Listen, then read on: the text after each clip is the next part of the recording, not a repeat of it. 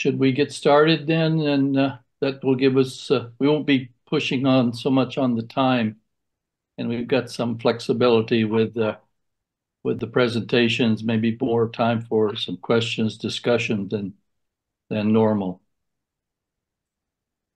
Okay. We're still getting some people coming in. That's good. All right. Well, welcome to everyone, wherever you are, to this webinar that's dealing with kind of an issue that I've been interested in for a while. I think most of you are familiar with much of the, let's say, options that are available in terms of local government service delivery in the Central European region, in former Soviet Union regions, Caucasus, and so forth. And for many of the countries involved, the idea of merging these very small units, population-wise, and so forth, into larger ones has been a main theme. But there's been a number of countries, and we're just those here represented today, that for reasons of maybe political or other service delivery constraints have chosen other path, and that is to focus more on providing services on a, let's say, a joint delivery or cooperative basis. And there's been quite a bit of, I would say, innovation and creativity in coming around to doing this. So that's sort of the topic for today, and I hope we get a chance to kind of debate whether amalgamation or fragmentation or whatever you want to call it has been the best choice in terms of service delivery. We've got a good number of presentations, speakers representing Czech Republic, Slovakia, Hungary, that have been engaged in the research and observations of this. So I don't want to spend too much time kind of introducing all of them, as they can do that themselves in their slide presentations and so forth. So just to say, again, I think if you want to ask questions, maybe raise your hand, or when we get to an end of a presentation, maybe we'll just ask for some questions and then go on. I think we can be a bit flexible on that today. So let me start with inviting Michael Placek from Czech Republic to give us a presentation on what the developments were there, the circumstances of their decentralization and service delivery efficiency measures there. And I might comment that the fellow that we had scheduled after him, Jakub Maleka, has been dealing with a COVID emergency in his municipality and had to be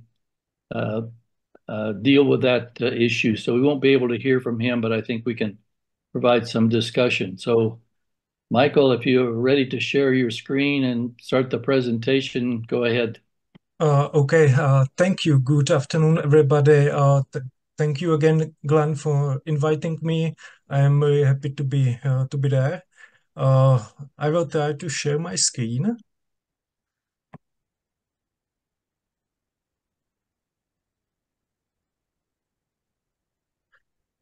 So, do you see that?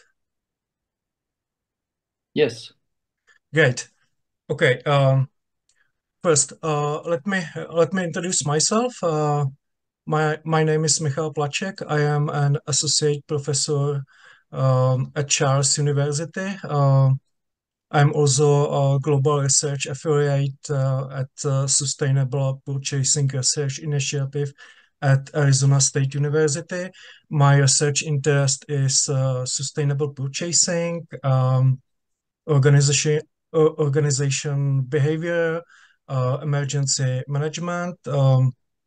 I have also some practical experience because I've served 12 years as chief audit officer for local governance, and I also made some consultancies for Czech government and also for government in Indonesia. My presentation is based on our latest book. It calls Fiscal Decentralization Reforms.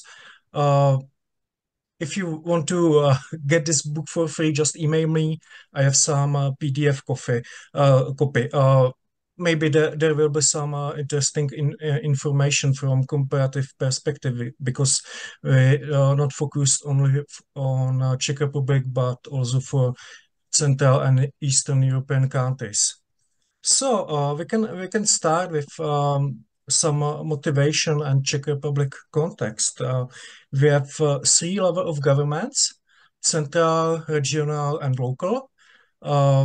It is about 6,250 municipalities.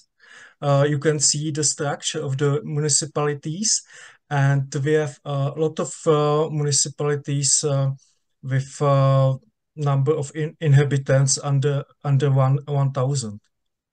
So the structure of municipalities is really dispersed towards small municipalities. If we look of the system of fiscal federalism, we have something like mixed federalism. The main source of revenue are share tax. It means personal corporate income tax, value added tax. But municipalities have their own share of property taxes. Right now, the situation with Czech municipalities, it's quite hot agenda because we are going through the austerity measures, and a lot of politician economists discuss about efficiency of public services delivery, and there is a discussion about possibility to merge some municipalities, but this discussion is ongoing for 5 years.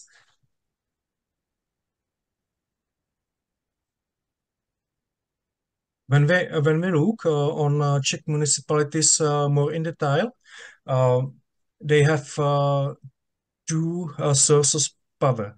First is independent, and second is delegated. Independent power means that municipalities focus, for example, for needs of housing, protection, development, and has some freedom to prepare their own policies.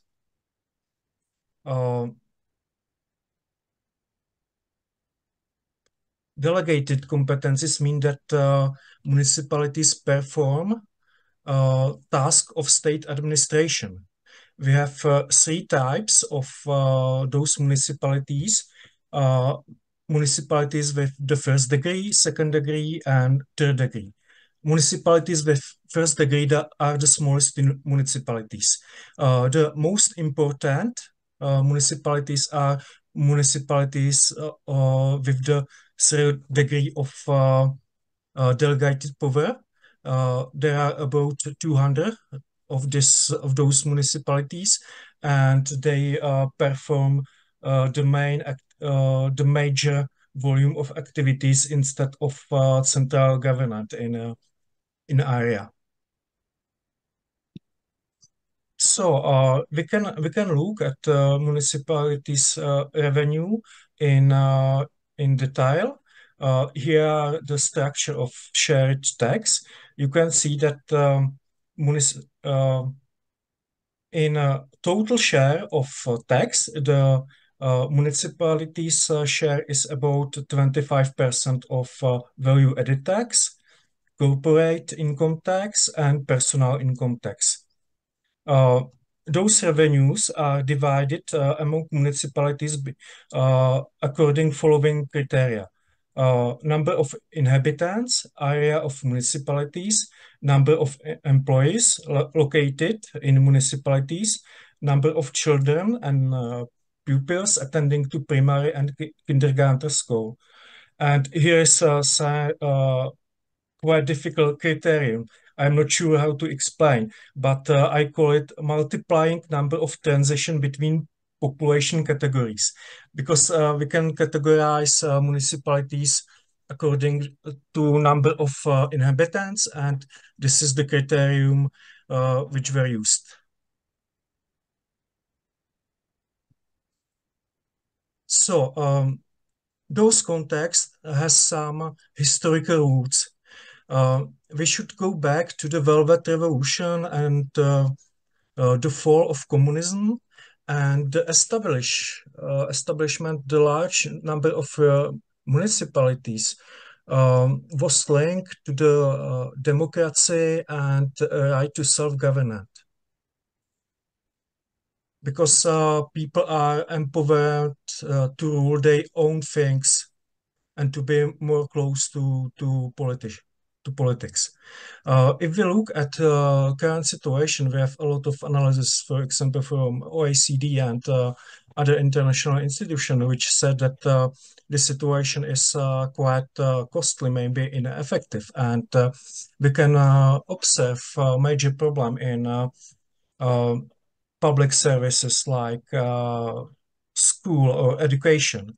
If we compare the administrative expenditure of small municipalities with bigger municipalities, the administrative cost of small municipalities are about 50% higher than bigger municipalities. This is a source of inefficiency, and also there is a significant problem with quality of delivering those services. Yes, Glenn mentioned the issue of COVID, and I have some personal experience from COVID because I've served as a member of emergency team of some municipalities, and I can observe it online and from personally. So there was a big problem with coordination of municipalities during the COVID because the quality of implementation government measure or their own policy quite differ according to municipalities. We published maybe interesting paper about it, and we called it municipal activism and passivism. It was about taking risk for anti-COVID measurement, and a lot of municipalities use the strategy that they will wait for government measure in order to minimize their exposure and their risk.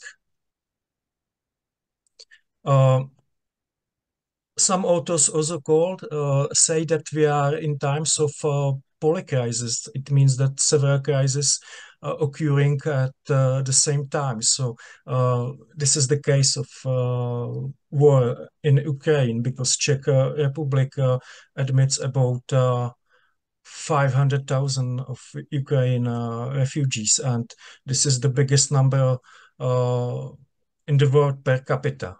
So we have also some trouble to coordinate the help to refugees, and also some municipalities refused to help, and there was some political issue.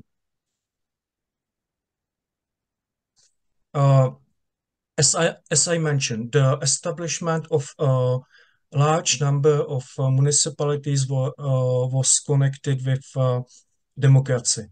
But right now, there are new phenomenon in Czech Republic, because in some small municipalities, they was not able to farm from government because nobody want to be elected. There was a lack of candidates for mayor. Okay, I would like to share some econometric estimation, but I feel that it is necessary to give you some theoretical remarks regarding fiscal federalism. As you know, there are several generation of theories focused on a fiscal issue, and our approach was based on the latest theories. We can identify some key mechanisms, which are accountability, It means that accountability work differently for different types of local government revenue. For example, shared tax has a different effect on accountability than municipality own taxes. Second phenomenon also important is information asymmetry. From the fiscal theory, maybe you will know the term of fiscal illusion, that voters or citizens are not able to estimate the real cost of public goods and services which they receive from local government, and it's difficult to control the efficiency of political decision. Act as rationality. Uh, from basic microeconomic skills, we know that agent should behave rationally, but the latest economic theories uh, tell us something about rational inattention, because we are comparing the cost of obtaining information and effects of this obtaining, and some people rationally decided that they don't need to some information to make decision. Okay, we did some econometric estimation of efficiency. We use two-stage data envelopment analysis. It means that first we estimate efficiency and try to explain the association with some fiscal and political variable. Here is the basic estimation and comparison across the municipality size. You can see that small municipalities are in trouble because they are not so effective as bigger municipalities. But also, if you look at the coefficient of efficiency, they are quite small. So we can see that the whole system is quite inefficient. But I must also say that this data envelopment analysis have some methodological problem and data availability issue, and as you know it from scientific papers.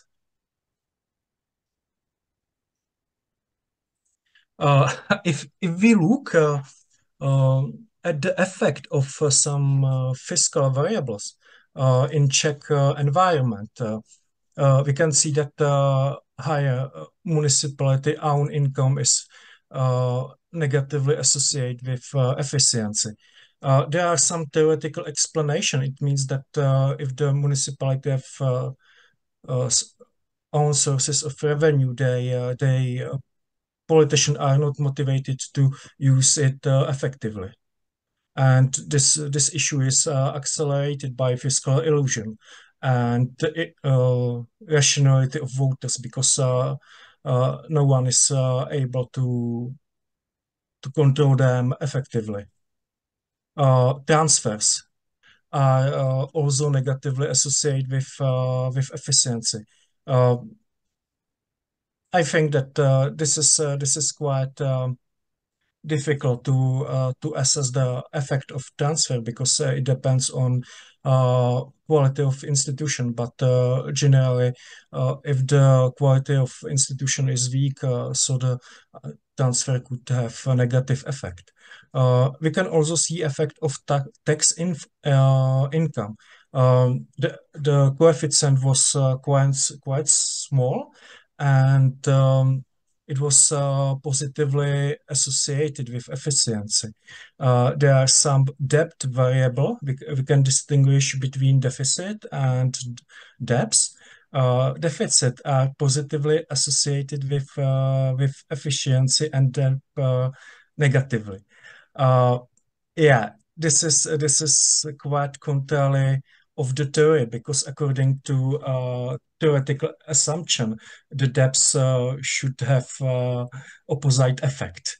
The debts should be positively associated with efficiency, because municipality is pushed to behave effectively in order to cut the debts.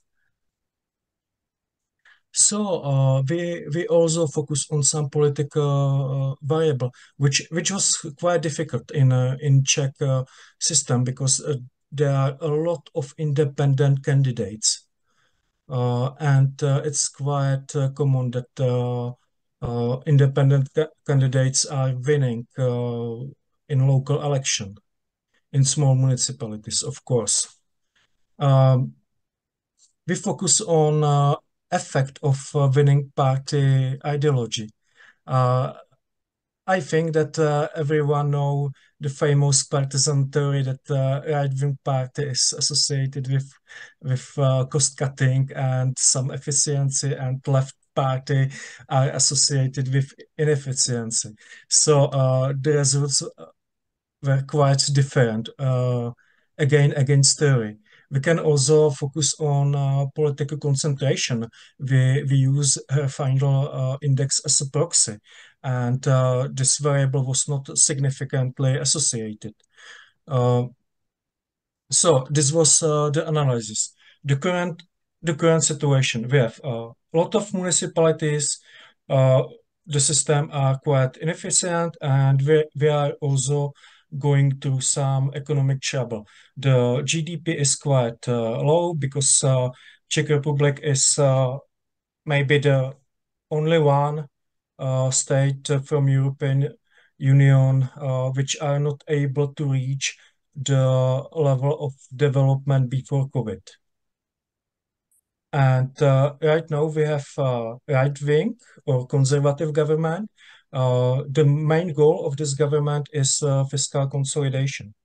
And there is quite loud or strong debate what should municipality do, which services should municipality deliver instead of central government, because uh, they are arguing about money.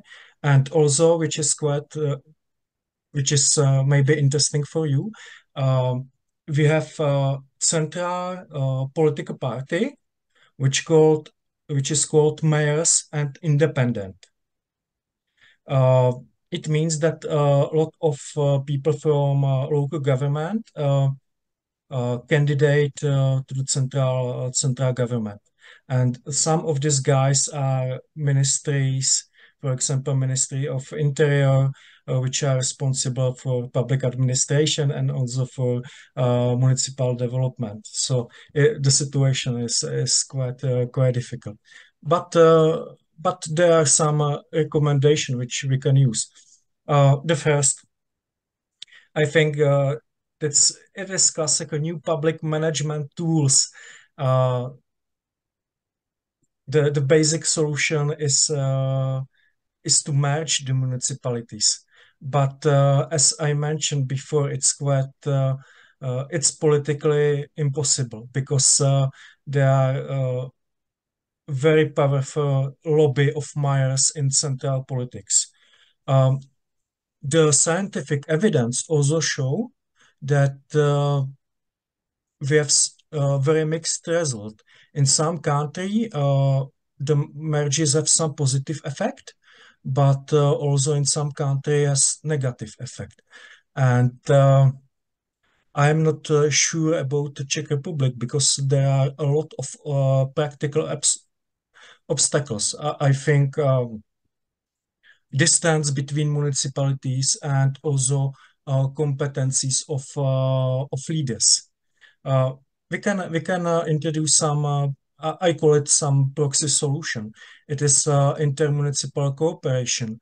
We have some evidence from Czech Republic that this tool is useful if we look on fixed cost on public service which are based on fixed cost. For example, waste management, some infrastructure. But we have no sufficient evidence about, for example, social services, which have different cost structure in comparison, for example, waste management or utilities. Um, very interesting tool is something like a medium support unit. This is implemented right now, and it focuses on education delivery, because central government decided or recognized that local government are insufficient knowledge and competencies to manage the school effectively in terms of quality of education, and they are trying to make something like supportive team which should help the directors of the school with administrative tasks, financial management, and also share good practice and experience. Michael, sorry to interrupt, but about 5 more minutes and we need to get on to Okay, the I will be really quick. The second solution is digitalization. I think that's something like panacea in public policy. So it should allow for to citizen to better participation and also improve the citizen control. As I mentioned, the important point is rational inattention theory.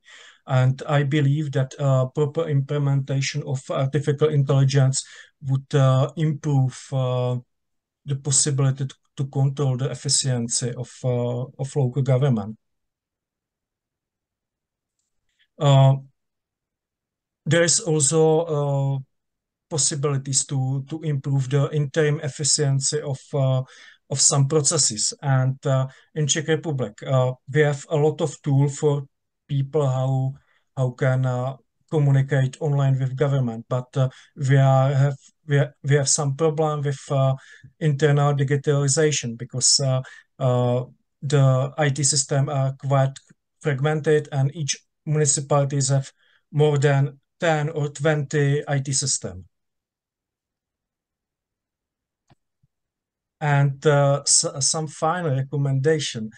We start with new public management, but I know we are going back to classical Weberism. It means that you can see that a lot of public intellectual like Don Kettle or Klaus Schwab calls for greater cooperation, and it makes sense from economic point of view. But the state or local government first need to learn how to cooperate, because it's not easy. And one of the major problem of decentralization in Czech Republic is that the government have a lot of tasks and insufficient capacity to perform this task. So we should go back to the classical Weberian bureaucracy and first improve the capacity, and after we should start with cool things which recommend new public management ideology. For example, PPP project. We have not good experience with that, or outsourcing because of low quality of institution.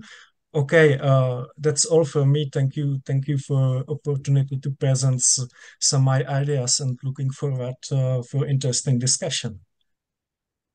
Okay, Michael, thank you. I wanted to mention about the book because it's quite interesting, and since it's free, it's a good idea, good bargain.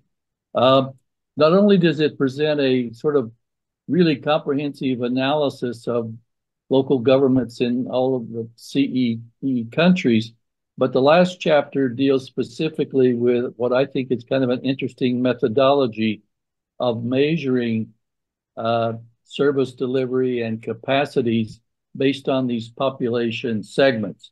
So even the last chapter is worth looking at because I think it's quite interesting. I want to put in the chat box. You can ask Michael some questions there. I'm putting some in for him as well, and he can respond there. And so with that, and then we'll have more time at the end for sort of more direct questions. But let's go now and keep pretty much on schedule with the Hungarian situation. And Tomas Sabo, are you there, and share your presentation on the screen? Thank you. Okay. Thank you very much. Pleased to meet you. Thank you for having me. Let me introduce myself. My name is Tomás Szabó. I work as a policy expert and I teach at the National University of Public Service. In my presentation, I would like to talk about the lack of capacity of Hungarian municipalities, especially among Hungarian villages. Okay, let's get started. The first slide, I tried to collect the main correlations between the Hungarian settlement network and the local government system. It used to know that the Hungarian local government system is very fragmented since 1990. Every settlement has local government body, council and mayor, and it's good to know that we experience diverse settlement structure in Hungary. 90% of settlement have inhabitants under 5,000 persons, and significant territorial differences in settlement structure at the level of all Hungarian counties.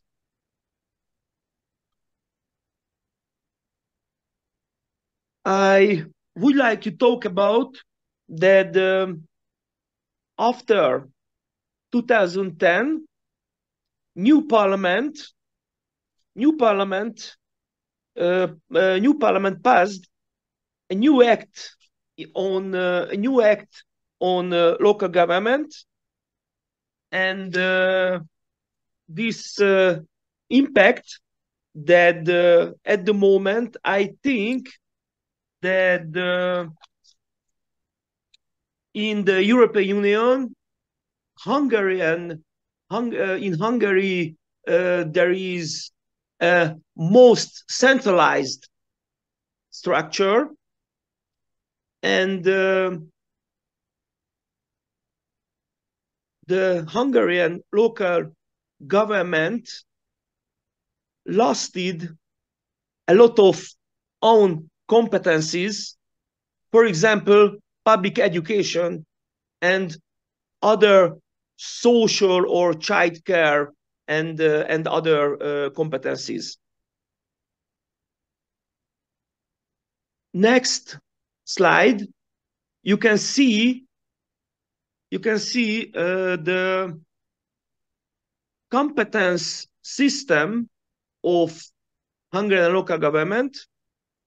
It's good to know that Hungarian municipalities have had two types of the local competencies since 1990. The first type is the mandatory competence. It includes the basic service and competencies such as social catering or public cleaning. And the other type is the so-called voluntary competence, which is used by the municipalities in complex social or local economic development services. In Hungary, the bigger municipalities with stronger financial conditions and higher population rate can often have a lot of voluntary competencies. But Hungarian parliament has decreased the mandatory competencies of the local government. As I said earlier, for instance, public education or legal tools on child care. Okay, you can see the next slide. Policy problems about Hungarian municipalities. These problems are in the structure at the moment.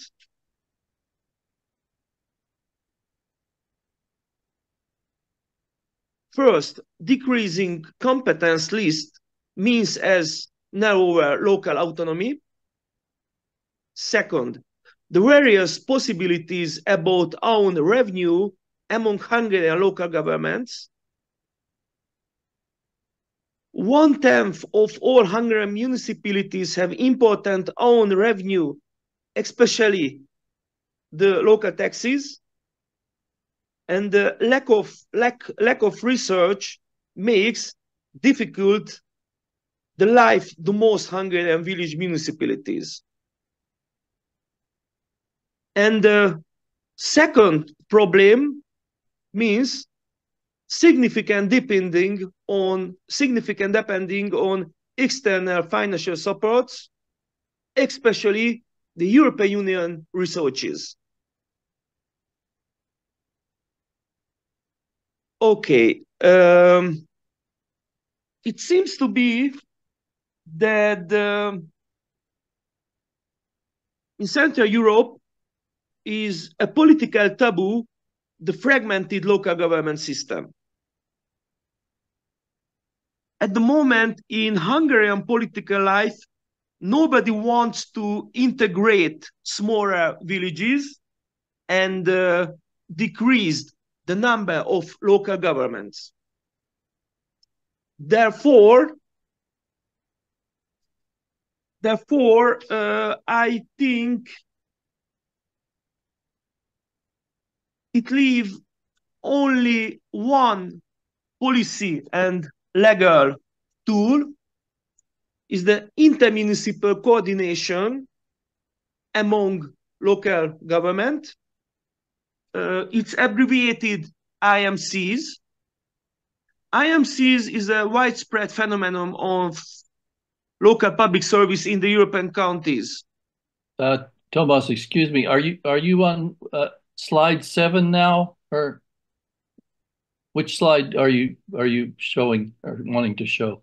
Oh, okay, there, I got it. Thank you. Okay. Sorry. I talk about next slide. Vertical and horizontal coordination among Hungarian local governments, but my presentation is about only horizontal coordination among local government, for example, village municipalities. Okay, according to the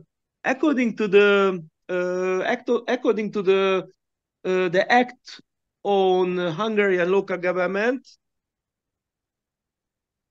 there are 2 intermunicipal corporation tool. The one is so-called joint municipal offices, and the second is voluntary intermunicipal coordination on service delivery. Joint municipal offices, this is special mandatory intermunicipal coordination, legal institutions for officer services. It's good to know that at present, more than 83% of the total local government members some joint municipal offices. On the other intermunicipal coordination is the voluntary intermunicipal coordination. This is voluntary legal possibility, and at present there are more 800 voluntary intermunicipal coordination are among Hungarian local government, according to the data of Hungarian State Treasury. There are few types of voluntary intermunicipal coordination. The first on well-being issues such as health, social or childcare service. The second type is voluntary IMCs on local public utilities such as waste management or public transportation. And the third type is of voluntary IMCs on other policies such as local economics development or local housing policy. The next slide, you can see the collage of Hungarian joint municipal offices. You can see that how many joint municipal offices are in every Hungarian county, and you experience what you can see very different because in Hungary very changeable the network of settlement. Okay, keep going. The next slide, you can see voluntary intermunicipal coordination among Hungarian municipalities last year. You can see on the slide more detail about voluntary IMCs. The counties with more fragmented network settlement have more intermunicipal coordination. For example, Borsod-Abaúj-Zemplén or Baranya counties. And the counties with less fragmented network settlement have less intermunicipal coordination. For example, Csongrád-Csanád or Pest counties. I would like to highlight on the next slide, I would like to highlight three main correlations between the public service capacity and the size of the settlement in Hungary. Correlation number one, the bigger and more populous a municipality has, the higher public service delivery capacity, and the smaller and less populous a municipality has, the lower public service delivery capacity. Okay, we see correlation number two, the higher number of population a municipality has, the wider own institution network which suitable for intermunicipal coordination and public service, and the smaller number of population a municipality has, the weaker ability for independent public service. And last but not least, we can see the correlation number three, the better economic condition a municipality has, the lower level of the local government's cooperation activity is according to a national research for IMCs. And the worse economic condition municipality has, the higher number of intermunicipal cooperation is engaged according to a national research for IMC. And in the end, I would like to talk about one message that I think that the lack of capacity of Hungarian municipalities it's not administrative or technical problems because the Hungarian parliament and the Hungarian governments after 2010 keep going the centralized policy and centralized politics in correlation to local government issue. And I think that in the future, the intermunicipal coordination, the possibility of intermunicipal coordination will be increased. Okay, thank you for your attention, and I'm forward looking your question about my presentation. Thank you very much. Okay, Thomas, thank you. I'll just open to the floor for anyone who might want to have a question. You can either do that verbally or put it in the chat. I wanted to ask that your correlation number 3 was kind of interesting, because what that tells me is that cooperation is driven by economic circumstances. The wealthier local governments don't want to join because they probably think they'll spend more money, more effort, and get very little from it. Whereas the weaker financially municipalities figure they have an advantage by joining in and spreading the problem. Is that correct? Yes, this correlation was about a national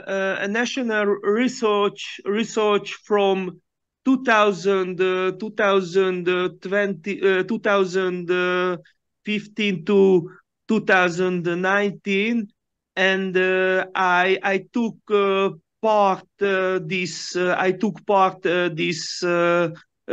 research, and I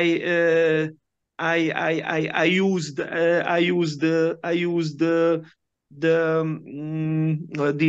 these experiences. Okay. Thank you. Anyone have any questions? We can come back later for more questions as well.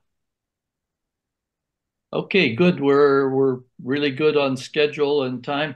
Let's go now to the Slovakia and get the experience there. And Jan and Martin, if you're ready to put on your presentation, go ahead. Yes, thank you very much. So I'm sorry, I'm shutting off my camera because I have a little bit problem with the connectivity. So I will talk without the camera on. Me and Martin, we are both part of the think tank MESA 10 from Slovakia.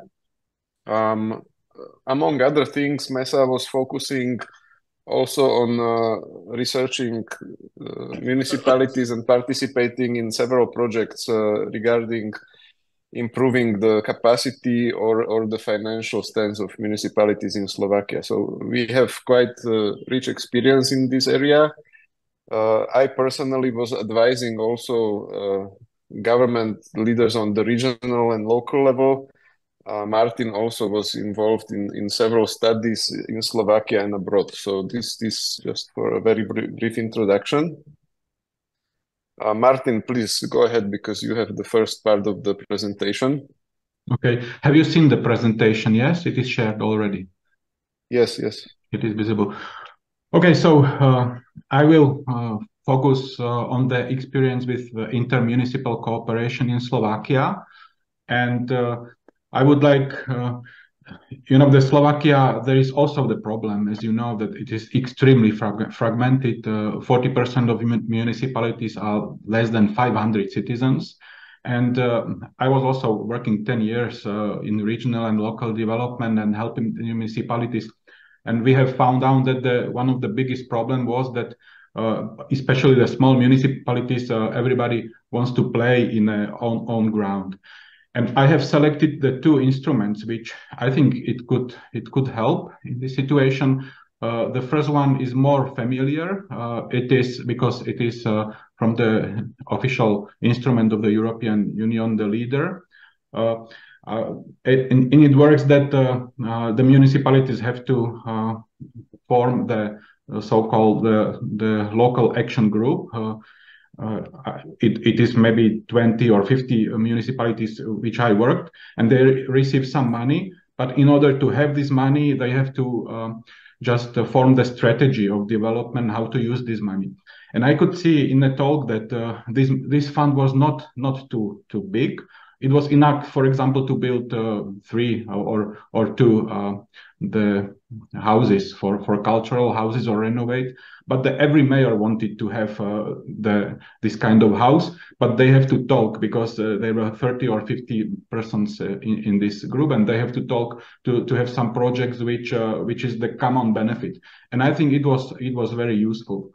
Of course, there are problems now, especially in the last program cycle, that because of the delayed processes, the complicated rules, and too much bureaucracy, the absorption capacity was very weak. Only 52% of these funds were drawn. But this is the special. But I have selected this as the good example of how the central government effort can boost the cooperation.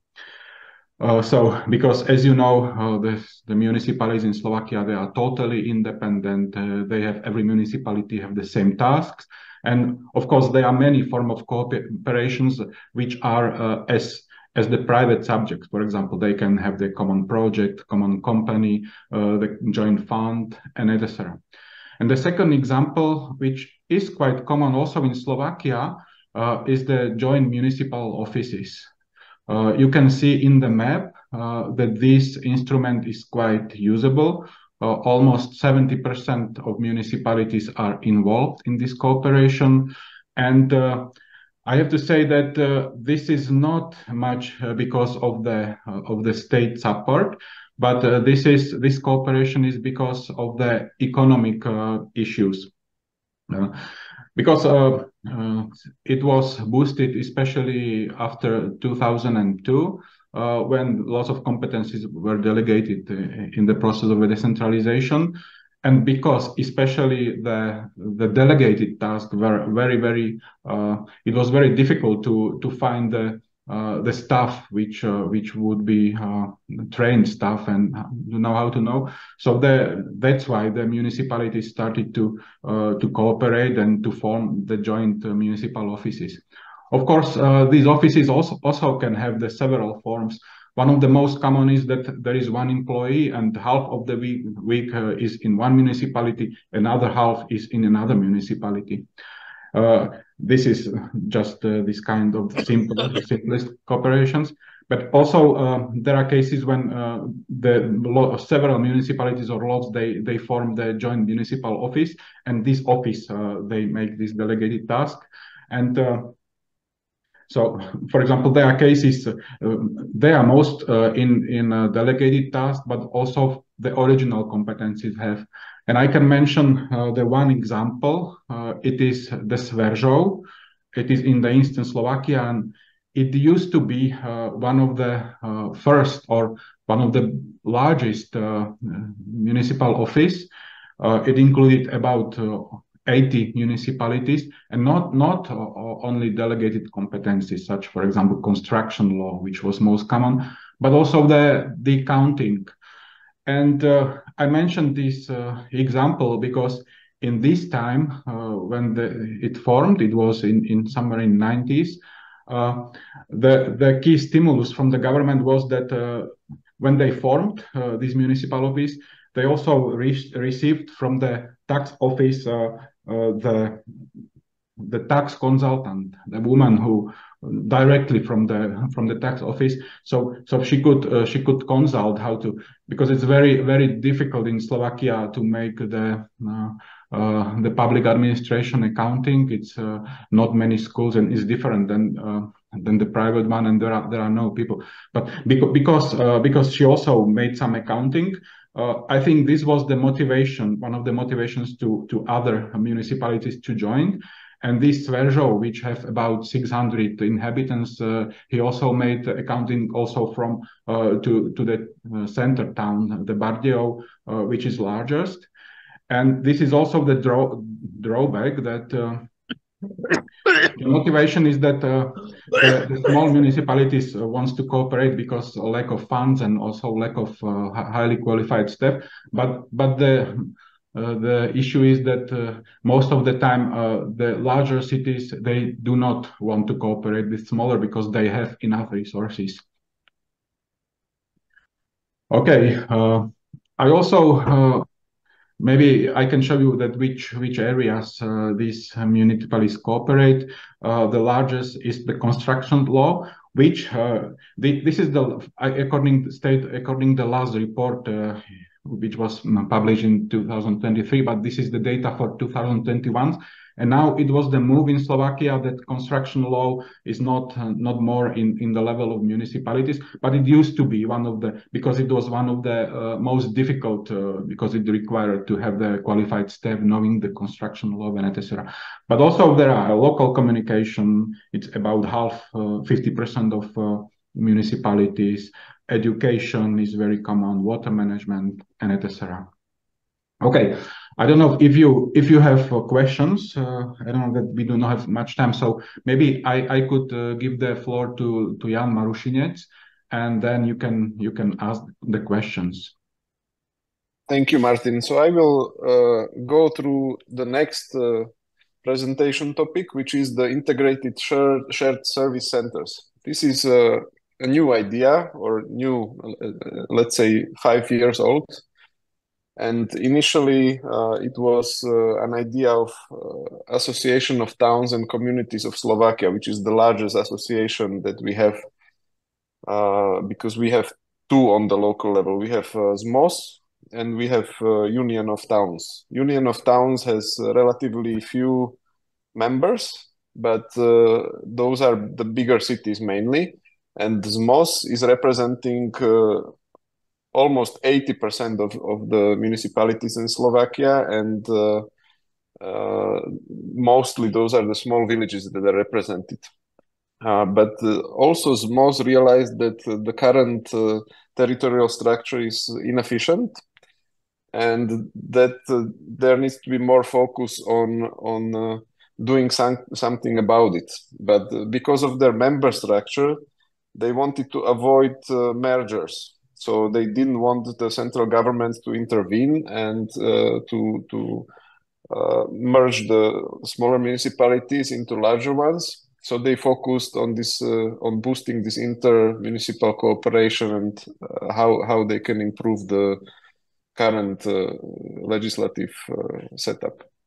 So they developed the EU-funded project, and they analyzed the situation and they suggested the way forward. So basically, it is kind of a project where they came up with their own idea how to deal with it, and they submitted this to the government.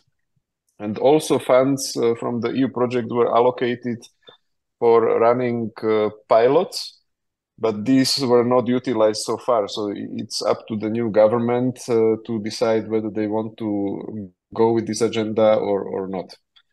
And these integrated shared service centers were mostly focused on support tasks. So not like basically the back office activities like accounting, HR, procurement, and so on. But also later on it was discussed that these delegated competencies might be included in cooperation, and specifically primary education, because this is the responsibility of the local governments. And since all of the local... Sorry? Mila, Yeah, so basically primary education, each of the municipalities is responsible for the same set of competencies, so not all of them can cover the agenda to a satisfactory level.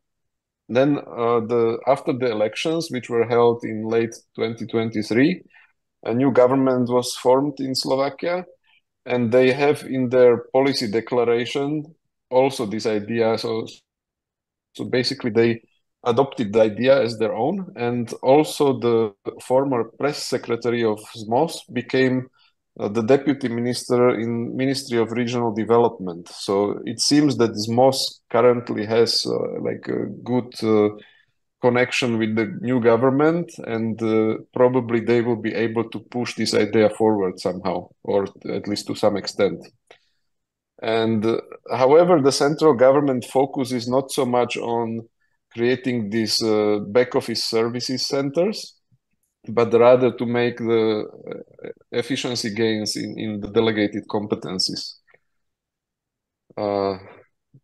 So the project, the EU project I was describing, was called New Communal Management, and it described the integrated shared service centers as external organizational structures. So they wouldn't have like their own level of autonomy. This would be delegated authority only. So the municipalities would be having their own authority, and they would delegate certain tasks to these integrated shared service centers. And their primary agenda would be to execute these administrative tasks, but also focus on these delegated competencies that I was talking about. Further on, legislatively, it would need to be somehow stipulated that primary focus would be the accessibility of these centers to population. So through defining the time and distance from each settlement, and they would form around 10 to 20,000 of inhabitants, and it might be 7 to 15 participating municipalities in one this service center. The law would also have to define the minimum area size, but it should consider geographic or historic ties and so on, or other factors. And also, they wanted to respect the boundaries of existing public sector structures, specifically the regional boundaries, and also the district boundaries, which is quite unusual because the districts, this is not self-government entity. It's basically a state organization of state tasks in the territory. But nevertheless, ZMOS wanted also to respect the district boundaries, and also the state registers. There are around 930 state registers. So we have around 2,900 municipalities, but only in certain municipalities is the delegated authority to run the state registers, and the number here is around 900. Okay, Martin, next slide, please. So they wanted to run these pilot projects, which would already involve state budget financing. So the state would basically support the creation of these centers. And they wanted to focus on joint public procurement and joint delivery of public services, as already mentioned. And after the pilot testing, the budget support would need to be stabilized. And also they wanted to focus on electronic services, e-government services within these shared service centers. And also they wanted to share personnel because, as Martin mentioned before me, there is a lack of quality personnel. Okay, we can switch to the next topic, which is focusing on the e-government side of things. And I will introduce to you two platforms that the current government is already providing to municipalities. It's free of charge. They can join. They don't have to join though. So the first platform is called the DCOM, Digital Services Platform. And it's the data center of municipalities and of communities and towns. And it's an IT system currently utilized by around 70% of the municipalities. It is a joint company of the Ministry of Finance and the ZMOS. So they constructed this platform to help the smaller municipalities to get access to these electronic services. So it's not a commercial project, but it's directly in the law on e-government. And this means that there is no need for the municipalities to procure the system. They can simply join. And also they don't bear the implementation costs, so they can join free of charge, but they only have to pay annual membership fee for maintenance purposes. It covers the agenda of original competencies, but and also has different kind of services for the citizens. And what is its main advantages is that it is integrated to public registers. For instance, register of citizens, the cadastre, the address register, and so on. So these state-run registers are integrated. So when citizens are entering the data there, it populates the form automatically, so they don't have to type everything. And yeah, so next slide, please. Here I stated the benefits for the municipality and for the citizens of this system. So for the municipality is cost saving because they don't pay to introduce the system. Only the maintenance is paid. And this maintenance fee is also including all the improvements and updates that are required by legislation or anything else. Also, when the implementation is done, the municipalities get hardware, so they get the internet connectivity, and they also get PCs or notebooks for employees, and also they get some software licenses included. So this is quite a big benefit, especially for the very small municipalities. Also, it provides them with process automation because the tasks there are automated, so it makes the life of the local employees rather more easy when they do something. So it's increasing work efficiency, and it provides higher transparency because everyone can, there is an internal statistical system, how many things were done, how many tasks, in what time, and so on. And for the citizens, it is this decreasing red tape. It is providing better transparency because if they make a request, they can follow it online. And also it's more user-friendly, and also it's more environmentally friendly. Okay, next slide, please. Another system which is quite interesting is so-called RIS-SAM, which means the Budget Information System for Self-Government. It is abbreviated called RIS-SAM. And it is for collecting the budget data from the municipalities, but also it is serving for their financial reporting towards the central government.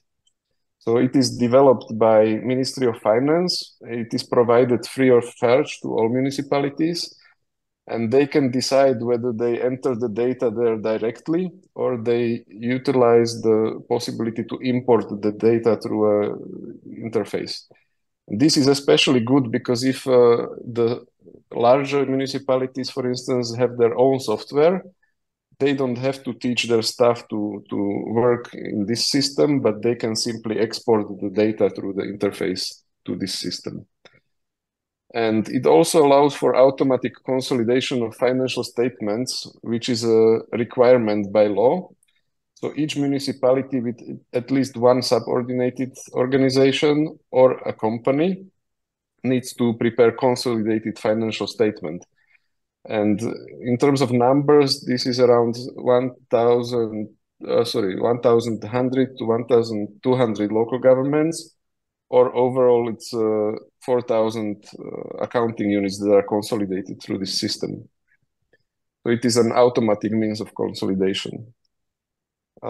Next slide, please. Okay, so this is basically a scheme how the data is reported and through which system it goes. Down low, you have the municipality, which is reporting the data to, on the left side, to Statistic Office, and on the right side to Ministry of Finance, which is related to preparation of budget. But then towards upwards with the green circle, these are the systems that are collecting the financial reports. And if we go to the next slide, you can see the different financial reports that are collected. I will not go through all of them. This is just to give you an overview that this is something that every municipality needs to report on. And this system basically makes this life of the municipalities a bit easier to report, because previously it had to go through tax offices and it was collected on paper. Now everything is electronic, and it includes budget data, but also accounting data. So the government has a relatively good overview of the financial situation of municipalities. Okay, that is it from my side. Thank you very much for your attention, and we are happy to answer your questions and comments. All right, thank you. That was quite interesting. I think we ought to talk a little bit later about the digitization and how that can improve this service delivery. There's a couple of issues that you brought up there that I think will be interesting. But let's go on to Daniel now, and he will focus a bit more on the use of the IMC among the local governments there in terms of their service delivery. Okay, good evening. May somebody allow me to share my presentation, because right now it is not possible for... Okay, now. So good evening to everybody. My name is Daniel Klimowski. I am from the Comenius University, and just give me the second. I am from the Comenius University, and I work there as an associate professor. At the same time, I used to be in a various consultancy positions as well as advisory positions. So from this perspective, I've been involved in both policymaking as well as research. I've been asked to deliver a presentation on intermunicipal cooperation in Slovakia in particular. And I have to say that listening of Jan's presentation gave me an idea that actually they presented not only the present state, but also some kind of future stuff, while I'm going to present to you a little bit more about how did we get to the present state. But anyway, it would be fine, I'm sure. So let me to start. Sorry. Okay. I'm going to deal with local governments in Slovakia, with policymaking at the local level and intermunicipal cooperation. Concerning the local government system, I have to say that there are like few milestones, but the most important are connected with the very beginning of the 90s, when the local government system was renewed. And then, let's say, the beginning of millennium, when a huge scale or large scale decentralization reform was introduced. And it included, inter alia, introduction of regional level of self-government, also devolution and delegation from the state to local governments, as well as fiscal decentralization. However, approximately since 2006, let's say, there was a period when the central government wasn't so much interested in local government issues, and it was changed, especially after the parliamentary election in 2020, when the central government declared in its official government proclamation interest in, let's say, public administration reform. However, what we saw in reality was a kind of fiscal weakening of local governments due to various, very often unexpected measures adopted by central government, and also we saw, how to say, kind of attacks from the central government against local governments and their interests. They were inter alia also strongly criticized by representatives of the local governments, and one of the most important point from their perspective was the fact that central government often avoided any consultation within the process of adoption of new measures. So concerning Slovakia, it is a country which is quite comparable with the Czech Republic in terms of its fragmented municipal structure. There are too many small, or let's say micro municipalities. Just a few numbers. So in 2/3 of all municipalities, only approximately 16% of total country population live, while in urban centers, which are like 2.5% of all municipalities, there is almost half of the population concentrated. However, as already Jan stressed, there is no competence difference among the municipalities. It means that regardless of their size, they dispose with the same competencies and powers. These maps can illustrate where the very small and micro municipalities are distributed in terms of their spatial distribution. So if you look at the map, you can see that especially southern part of the central Slovakia and then eastern and especially northeastern part of Slovakia are strongly influenced by huge concentration of those very small, it means less than 1,000 residents per municipality. There are those which are in blue color, or micro municipalities, which are on the second map, and you can see that there is a difference. But in Slovakia, the smallest municipality nowadays has only 12 inhabitants. And it is like fully fledged municipality with its own independent local government, including mayor, local council, and so on. So interesting numbers. Concerning the average size, it is less than 1,900 inhabitants per municipality. And if you look at the median size, which is maybe even more interesting, that the median size is a bit more than 640. It means that half of all Slovak municipalities have their population smaller or lower, than this number. Concerning the policy making at the local level, obviously it is quite strongly influenced by this fragmentation. And here I have to stress that if you look at the local governments from the international perspective, and if we compare them with other countries, we can see that they are quite strong in terms of their competencies or powers, and they have their own fiscal tools. So it means everything looks fine. However, due to the fact that the municipal structure is very fragmented and most of the local governments are simply too small, in terms of tax capacity and so on, then it means that most of them depend on state transfers, and as a solution, they quite often highlight intermunicipal cooperation or some of its forms. So here are another numbers which show us a bit more their fiscal capacities. So if you look at the revenues, I mean, those numbers do not include Bratislava and Košice, two the most or the largest cities in Slovakia, while Bratislava, for instance, for this year has a annual budget of more than 600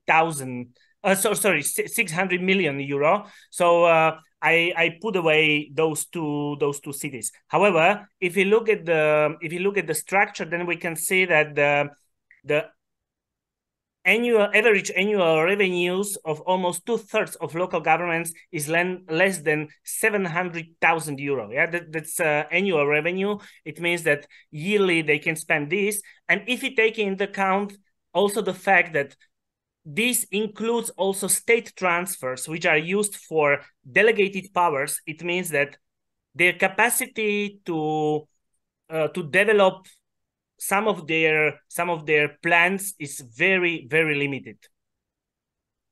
If we look at the structure, and here is not only a structure of revenues of local governments, but also regional governments, then we can see that the most important for both of those groups is a shared tax, which is personal income tax. We do not have a mix, concerning this shared tax.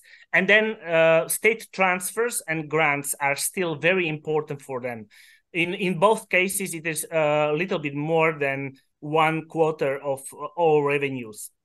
Then we can see that, especially in regard to local governments, there are also some taxes. I would call them local taxes. Interestingly, regional governments, when they were established in 2001, they had their own tax, or a little bit later, after fiscal decentralization, they had own tax. But in 2014, this tax was cancelled.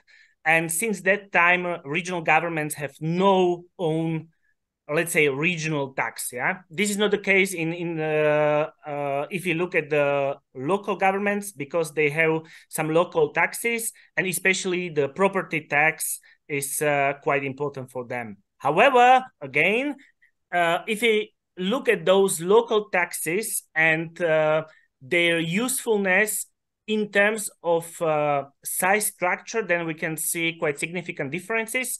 For instance, larger local governments can use higher own source revenues, while smaller local governments are much more dependent on state transfers, and they need more equalization fund because their own revenues are very, very limited.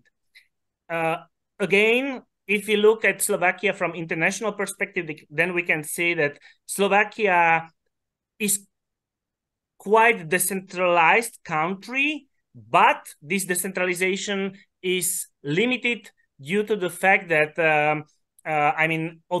fiscal autonomy is rather limited. Yes, the present challenges are quite clear, and we can start with highly fragmented municipal structure, but there is also another challenge which is connected to regional differences. And especially if you look at some economic criteria, we can see large disparities among the regions.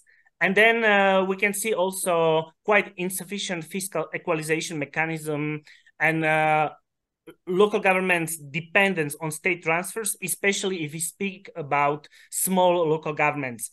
In addition, state quite often employ various ad hoc aid mechanisms, which is non-systemic measure, and we can see almost every year, in October, November, like kind of requirements from local governments towards state to help them to survive during a year. So now let's start with intermunicipal cooperation. Some things have been already mentioned, so I will skip them. But taking the theory into account, obviously there are like two different approaches, basically bottom-up and top-down. So in Slovakia, both have been used, but especially bottom-up approach was much more popular. Then, although theory stresses that if we go from, let's say, single-purpose cooperation more to multi-purpose cooperation, we are getting more and more to kind of amalgamation. In Slovakia, intermunicipal cooperation is rather a tool for maintaining status quo, and I will explain why. So concerning the legal provisions, they are quite vague, and there are only voluntary ways of cooperation among the municipalities. So first of all, there are agreements on performance of tasks. There are agreements on establishment of joint municipal offices, which were already mentioned. Then there is a possibility to establish various municipal associations. Actually, there are two nowadays in Slovakia, although especially ZMOS has also quite rich structure of regional branches. Then there is agreement on establishment of legal entity, and obviously also agreement on establishment of association of legal entities. All of them are used, but some of them are a bit more popular than the others.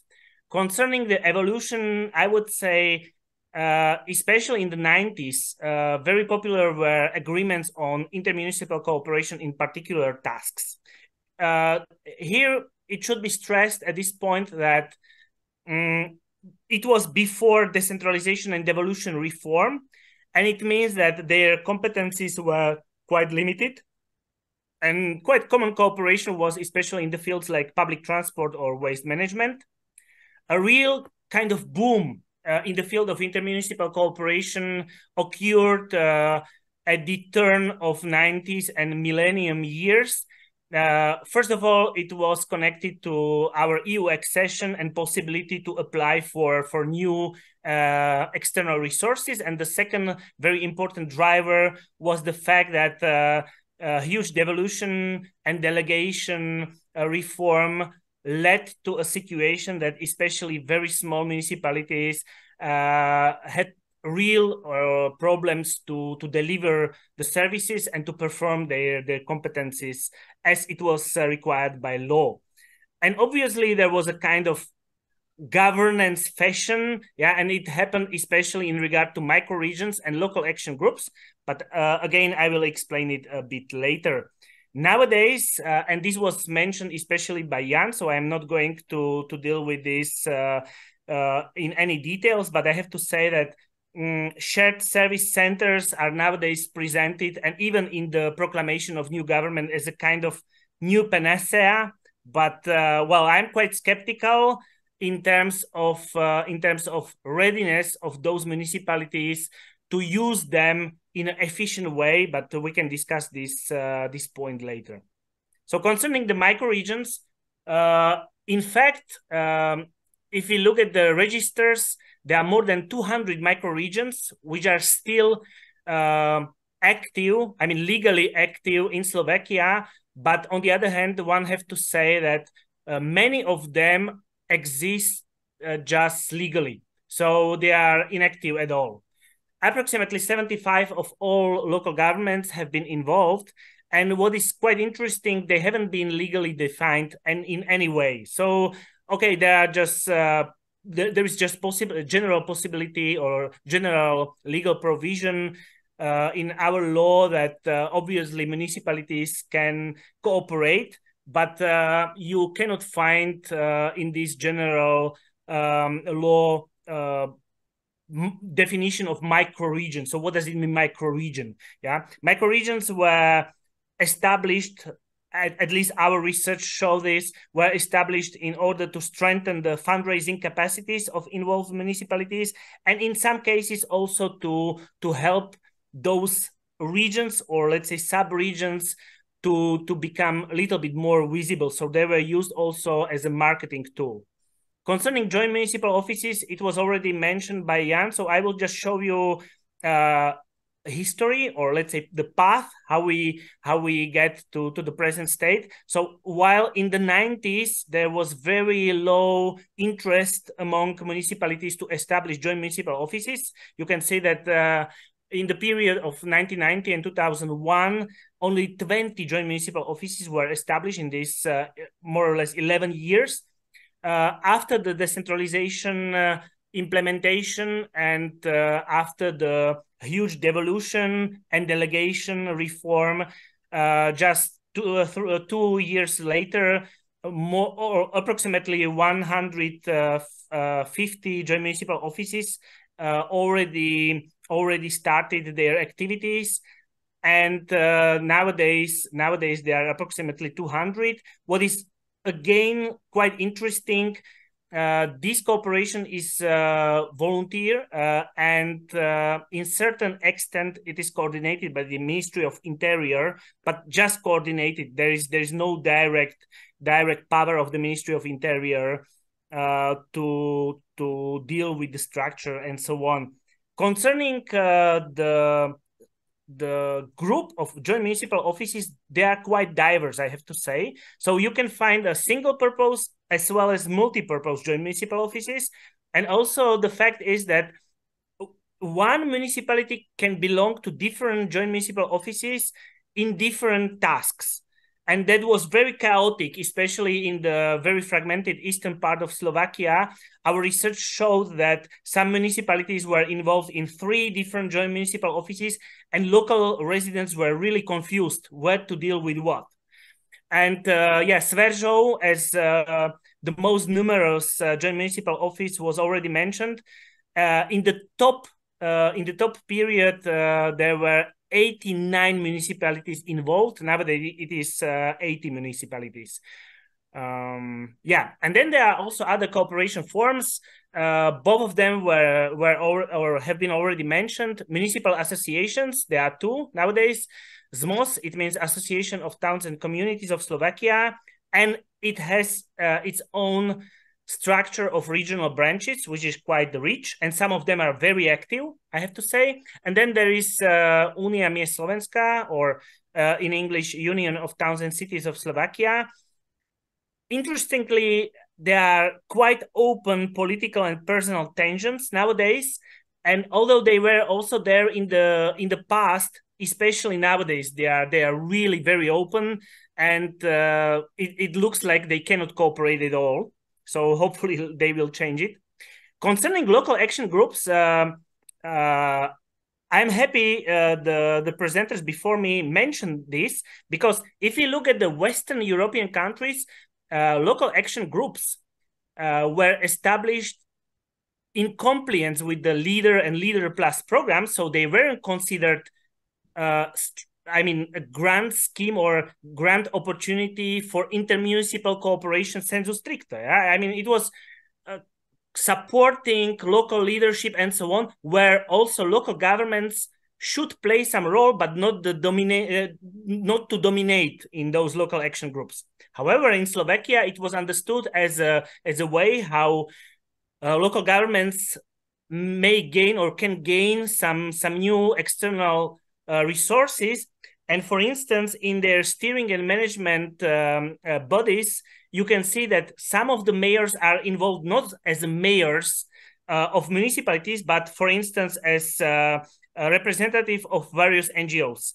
So it means this is the way how municipalities started to dominate within this structure. It is very interesting. And when we were researching it, we saw many ways how they try to get more resources, although it was not in the compliance with the program itself.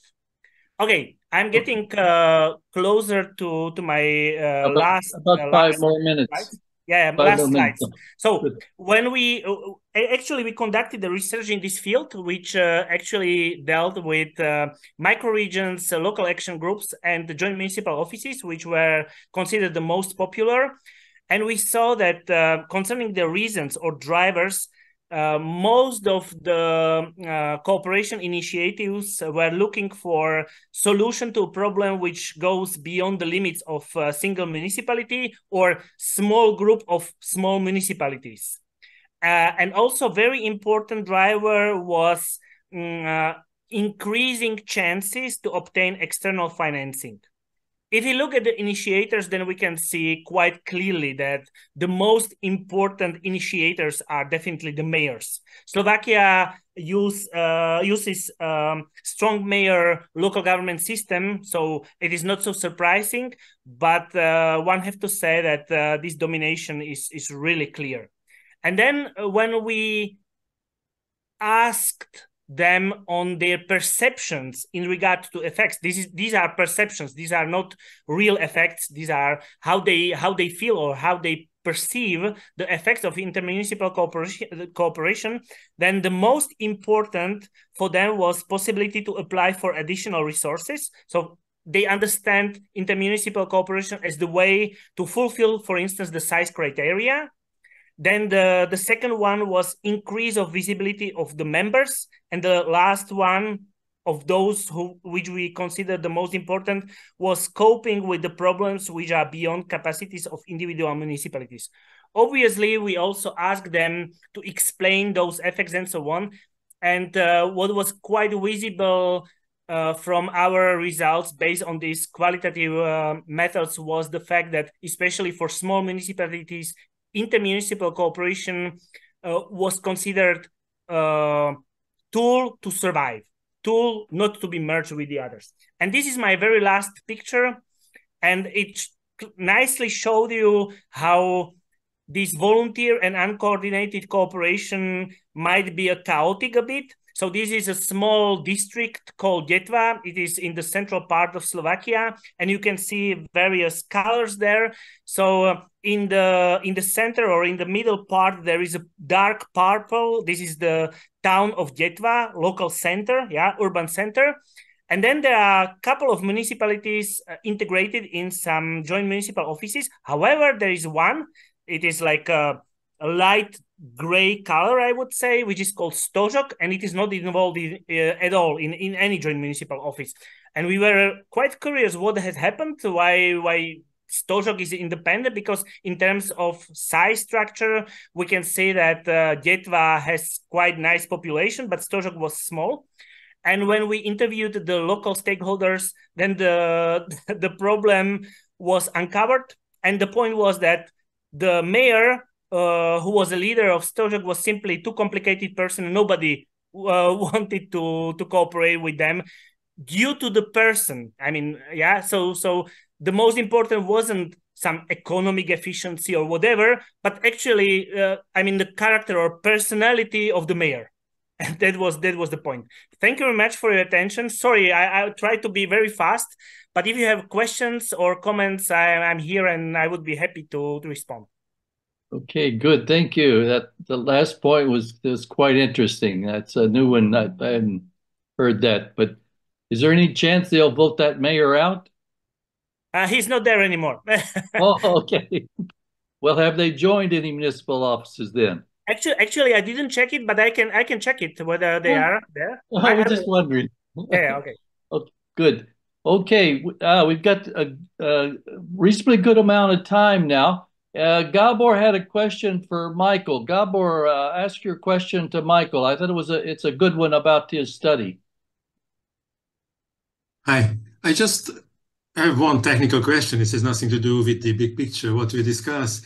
That when you mentioned technical efficiency, what did you mean by that? And what services were subject of your research when you show this graph? Because my understanding is that, these unit costs of services along the size or the budget size of the municipalities very much varies if we talk about the capital-intensive service like solid waste, water, the road system, or if we talk about the labor-intensive services, which might have a U-shaped unit curve. So I'm just interested if you could explain to us how did this work, and later I might have other comments. So thank you for interesting question. There is a lot of literature which focus on estimation of efficiency, and some literature use just particular services, and some literature use something like global efficiency. I would like to share my screen and show our approach. If you see it, we use something like Delphi techniques, because we made something like pool of respondents, people from practices and also consultants, and we asked them to find some proxy variables for different municipal services. And the global efficiency was based on basic indicators like population, geographical size area, because it could be proxy for infrastructure services, population, you can divide it according to age. It could be proxy for social and also education services. So we made those diagram in order to prepare some basic indicators of global efficiency analysis, and try to look at municipal services delivery as a complex issue, not just particular services.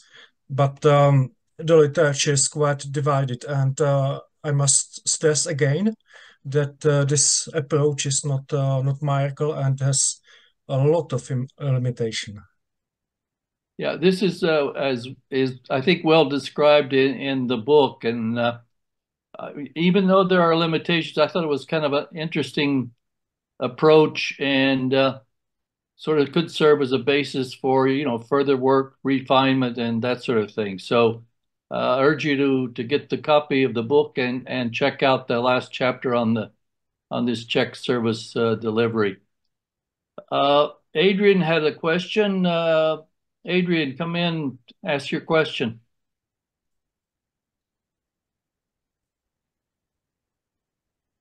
Is Adrian there?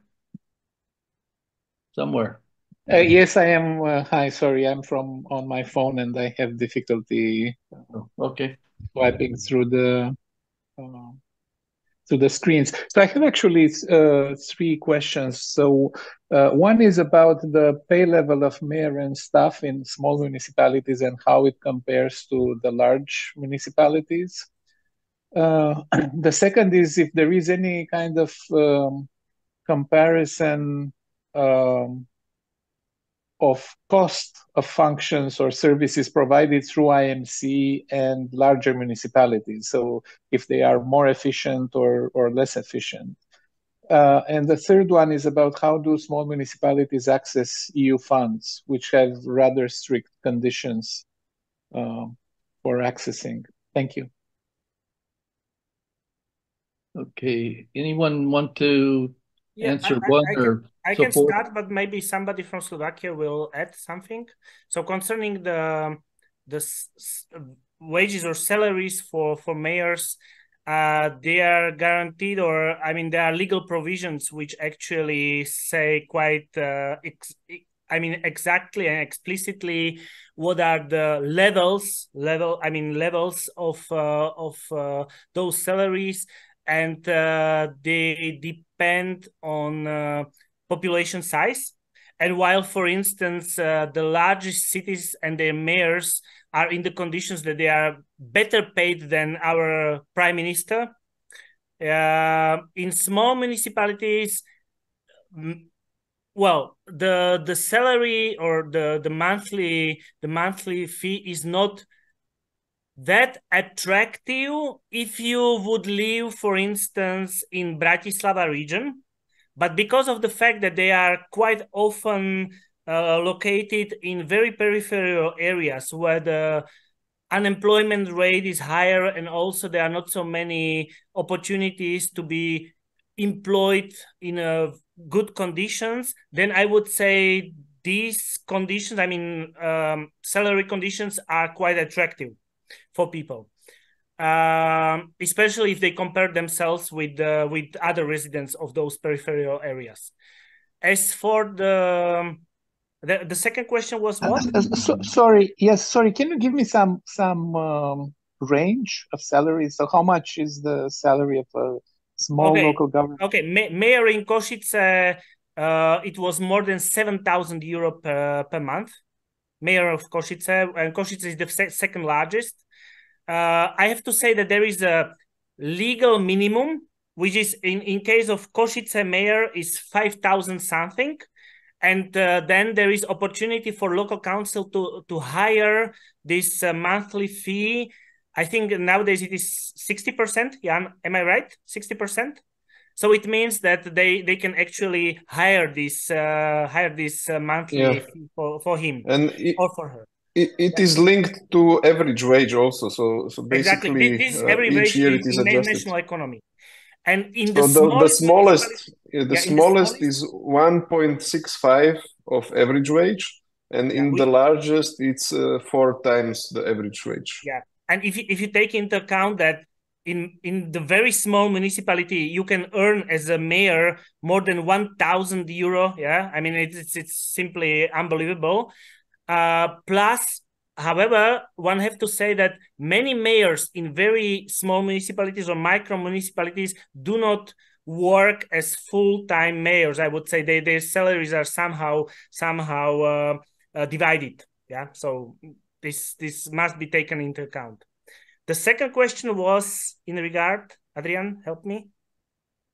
It's in the chat. The second question is about a cost comparison of functions or services provided through IMC and larger municipalities. Okay. Well, I mean, I conducted my own research in this field, and I have to say that local governments themselves, they do not perform any, or they do not conduct any own research on economic efficiency. I know only about several case studies where you can compare the efficiency.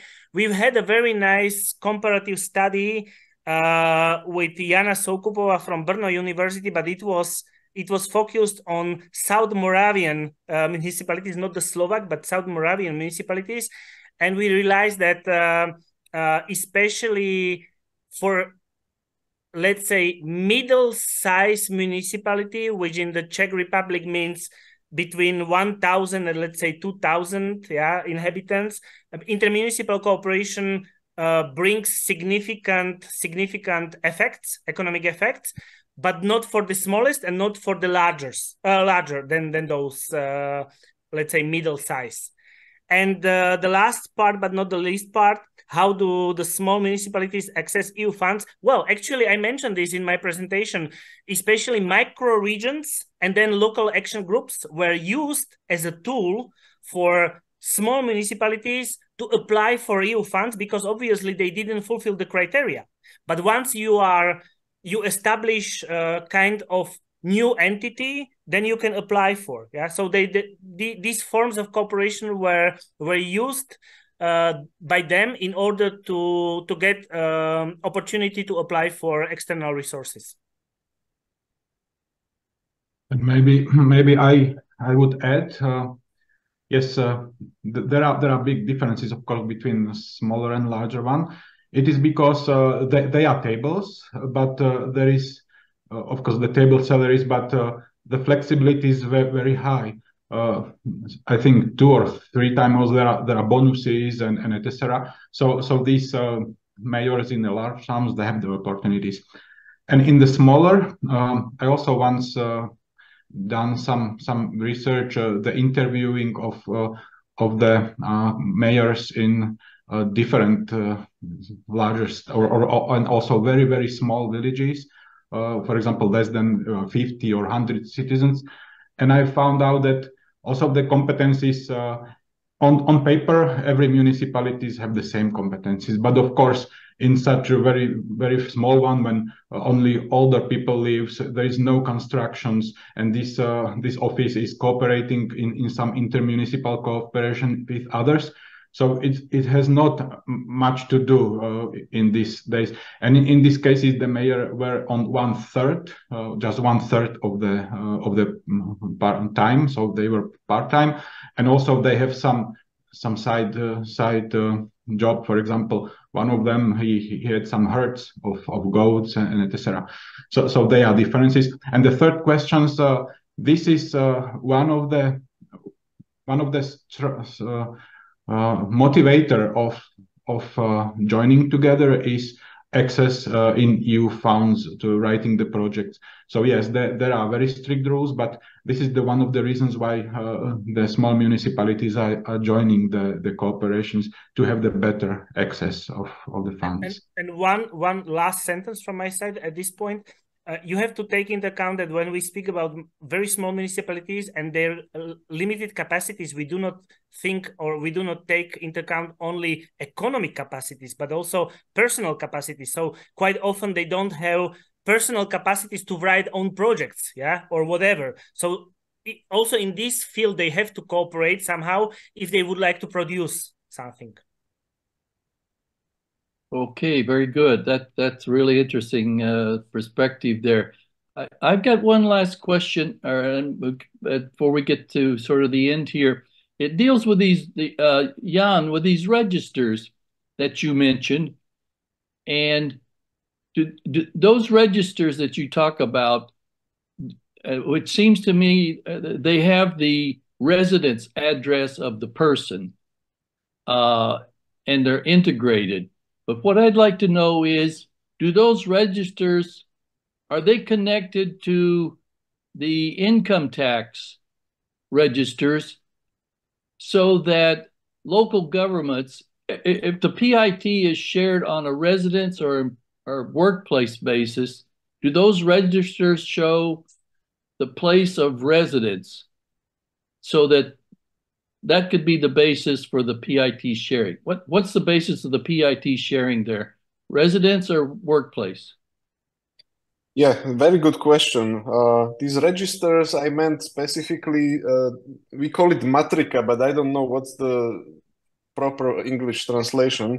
It's basically keeping birth records and marriages and death certificates and these kind of things. It's done on behalf of the Ministry of Interior, so it's a transferred or delegated competence. But also I mentioned, yes, the connectivity of this DCOM service to other registers, and this would be also the population, but there is no connection to tax registers. And the PIT is distributed based on a formula, so there is no direct linkage to how much is collected in a territory of a municipality. Everything goes into one basket, and through this single basket, this is distributed based on criteria which include mainly number of inhabitants, number of pupils in schools, number of pensioners, and so on. So it's a formula-based system, and there is absolutely no motivation to increase your own revenues in the municipality, unfortunately. Okay, all right. I thought we'd answered a big question, a big problem with this PIT sharing, but I guess not. All right. Yeah. Good. Okay, we're getting close to the end, and Gabor may want to say something at the end, but also Jamie, maybe you want to introduce Dr. Slack to our group, and maybe she wants to say a few words too. We're pleased to have her.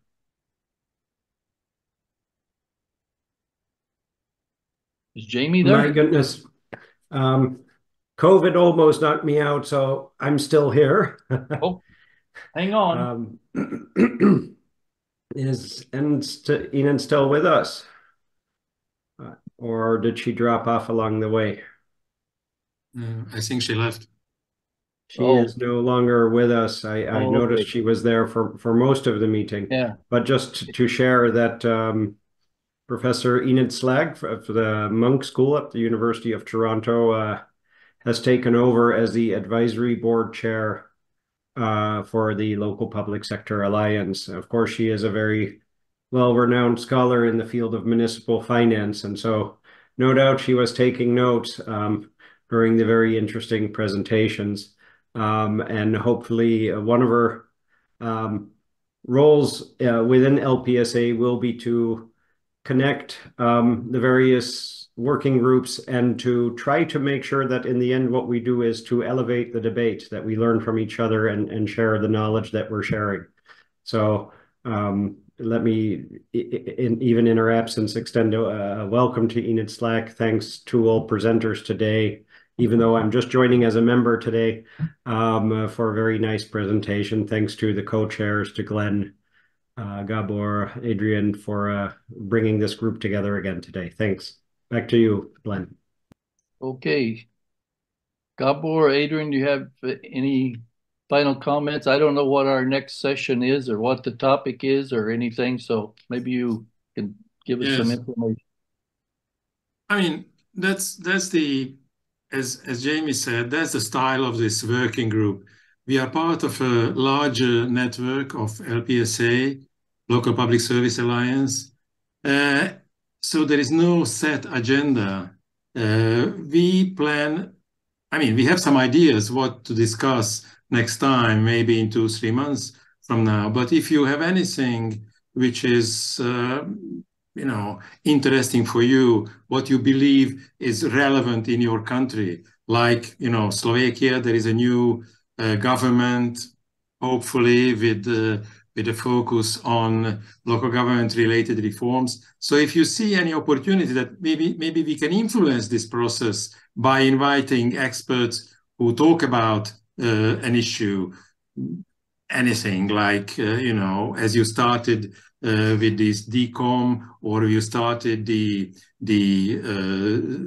financial accounting system. I mean, there might be lessons from other countries which might help to further develop this. So that's what the purpose of this network, to promote that, not just research, but also helping any reform in your country, in your field of interest. By the way, today it was, interesting for a Hungarian expert on this to see that each country, what we heard, struggles with the same problem: how to do something flexible and focused way, but how to fit it into the administrative structure. It was very interesting, as Jan said, that even SMOS, which went with this flexible format, they wanted to put it in the district, but within the district boundaries. I mean, that's what, for example, will kill the Hungarian reforms, because sometimes administrative borders do not match with the access, the road system, or maybe there is a river, you cannot cross it easily. So, the access will be limited.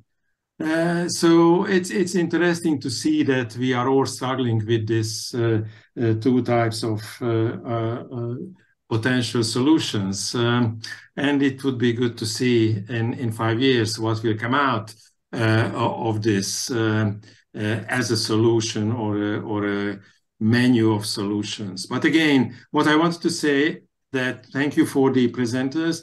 And again, I encourage you to come up with topics, issues which we can discuss in this friendly framework. Thank you. Thank you very much for your invitation. It was nice to be here. It was my first time. Well, seems quite interesting. Thank you. And Daniel, I want to know about that local government that didn't join the... Yeah, I will find out what's going on now and we'll inform you. Don't worry. Yeah, I can't wait to hear. Okay. All right. Is there any questions? Anything anyone wants to say? We can bring this at the end, and we're right on time. If not, thanks to everyone, presenters, and we'll see you in the next webinar. Goodbye.